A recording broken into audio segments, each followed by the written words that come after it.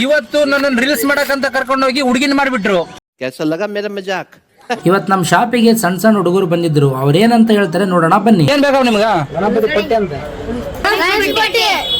ಯಾವ್ಯಾರದ ಕೊಡ್ಸಕತ್ತೀರಪ್ಪ? ಈ ಹುಡುಗರನ್ನ ನೋಡ್ಬಿಟ್ಟು ನಾನು ಸಣ್ಣವ್ರ ಇದ್ದಾಗ ಪಟ್ಟೆ ಎತ್ತಿದ್ದು ನೆನಪಾಗೋಯ್ತು. ಹಂಗಾಗಿ 50 ರೂಪಾಯಿ ತಗೊಂಡೋಗ್ರಪ್ಪ ಅಂತ ಕೊಟ್ಟೆ. ಲ್ಯಾಟ್ರಿ.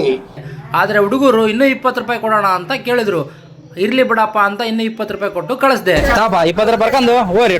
ಯಾಕಂದ್ರೆ ಇವರೇ ಅಲ್ಲ ಮುಂದೊಂದ್ ದಿನ ಗಣಪನ ಕುಡಿಸೋದು. 4 ಜನ ಜಗಳ ಆಡ್ತಿದ್ರು. ಯಾಕಪ್ಪ ಅಂತ ಕೇಳಿದ್ರೆ ದುಡ್ಡು ನಾನ್ ಕೊಡ್ತೀನಿ ನೀನ್ ಕೊಡ್ತೀನಿ ಅಂತ ಜಗಳ ಆಡ್ತಿದ್ರು. ಅದೇ ನಮ್ ಫ್ರೆಂಡ್ಸು ಇದಾರೆ, ನೀನೇ ಕೊಡೋ ಬಳಿ ಮಗನೆ ಬಡ್ಡಿ ಮಗನೆ ಗಾಂಡು ಅಂತಾರೆ.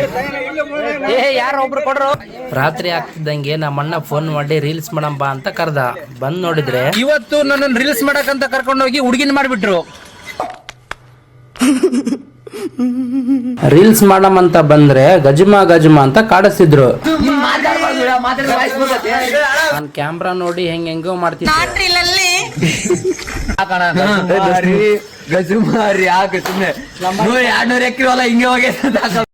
ನಮ್ ಹುಡುಗರು ಏನ್ ಬಿಟ್ರು ಗಜಮ ಗಜಮ ಅನ್ನೋದು ಮಾತಾಡ್ತಿದ್ರು. ಅಣ್ಣ ನನ್ನ ಕೈಲಾಯ್ತಾ ಇಲ್ಲ, ಅಯ್ಯೋ ಅಣ್ಣ. ಹಂಗೋ ಹಿಂಗೋ ಮಾಡಿ ಕೊನೆಗೆ ವಿಡಿಯೋ ಮುಗಿಸಿದ್ವಿ.